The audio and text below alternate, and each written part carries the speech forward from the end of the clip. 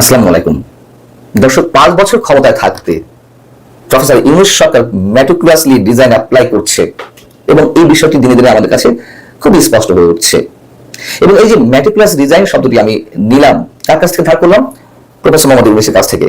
তখন তিনি যুক্তরাষ্ট্রের ক্লিন্টন ফাউন্ডেশনের একটি অনুষ্ঠানে শেখ হাসিনা পতনের জন্য ছাত্ররা ম্যাটিকুলাসলি যে ডিজাইনগুলো অ্যাপ্লাই করেছিল সে সম্পর্কে তিনি বলেছিলেন এবং তারপর থেকে এই শব্দটি মানুষের মুখে মুখে উচ্চারিত হচ্ছে, বেশ জনপ্রিয়তা পেয়েছে। আমিও সেই শব্দটি উচ্চারণ করলাম।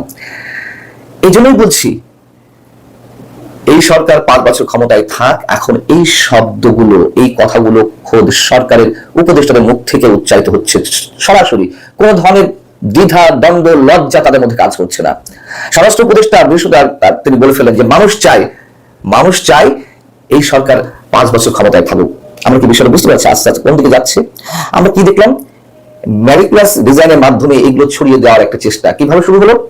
জাতীয় নাগরিক পার্টির অন্যতম সংগঠক সার্জিস আলম প্রথমে তিনি তার ফেসবুক স্ট্যাটাসে লিখলেন যে তার আজীবনের স্বপ্ন ডক্টর মোহাম্মদ ইউনূসকে তিনি 5 বছর নির্বাচিত সরকারের প্রধানমন্ত্রী হিসেবে দেখতে চান। এবং এই কথাগুলো এর আগে বা পরে বিদেশে বসে যারা দেশকে অস্থিতিশীল করতে মানে কথিত ইনফ্লুয়েন্সারের ভূমিকা পালন করছেন তাদের কেউ কেউ বললেন, এগুলো আস্তে আস্তে মানুষের মাঝে ছড়িয়ে দেওয়ার চেষ্টা করা হলো।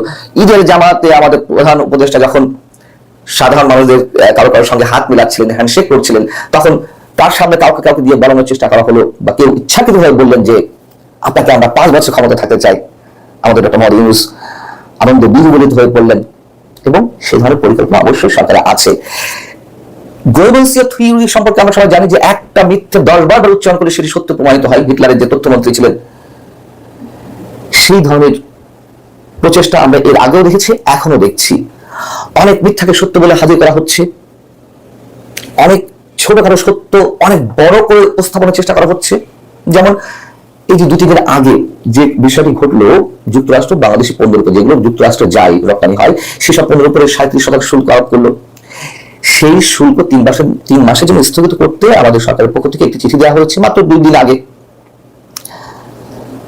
যেখানে ডোনাল্ড ট্রাম্প নিজে এর আগে বলে রেখেছিলেন অনেকে আবেদন করছে এই শুল্ক স্থগিত বিষয়টি পুনর্বিবেচনার সুযোগ রয়েছে। 53 রাষ্ট্রের সরকার প্রধান তার কাছে আবেদন করেছেন, তার মধ্যে বাংলাদেশের ডক্টর মোহাম্মদ ইউনূস একজন।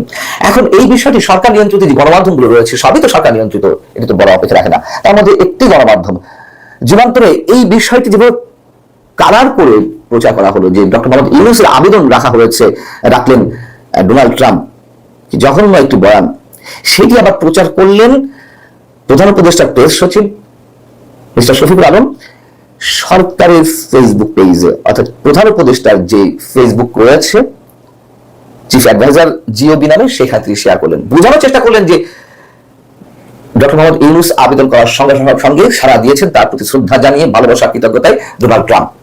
কি ভয়ঙ্কর কথা! সেগুলো প্রচার করা হয়। তো আমাদের স্বরাষ্ট্র উপদেষ্টা কি বলেছেন? বৃহস্পতিবার সুনামগঞ্জে একটি অনুষ্ঠানের শেষে তিনি সাংবাদিকদের মুখোমুখি হয়ে বললেন যে দেশে আইন শৃঙ্খলা পরিস্থিতি ভালো হয়েছে এবং আরো ভালো হবে।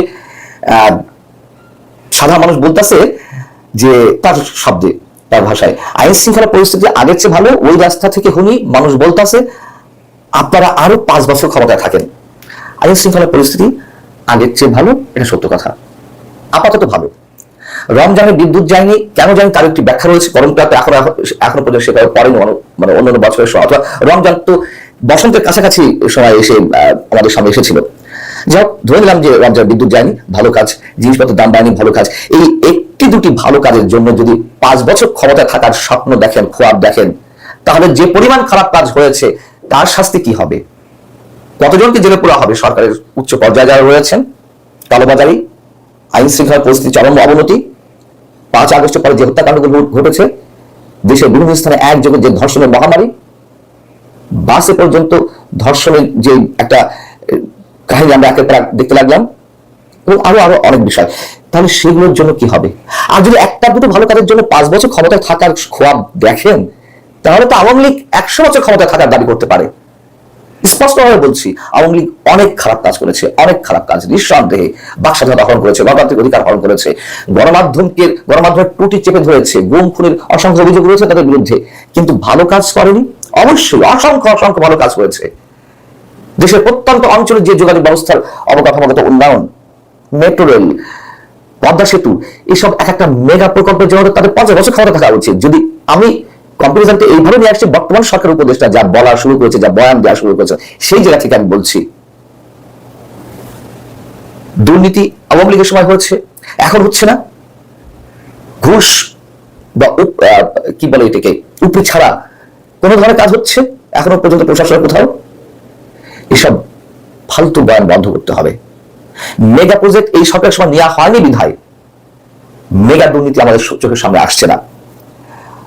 আর সবচেয়ে বড় যে ভয়ঙ্কর ঘটনাগুলো এই গত 8 মাসে ঘটেছে, মৌলবাদী উত্থান, মুক্তিযুদ্ধের স্মৃতিচিহ্ন বা ইতিহাস ধ্বংসের যে ভয়ঙ্কর অপচেষ্টা,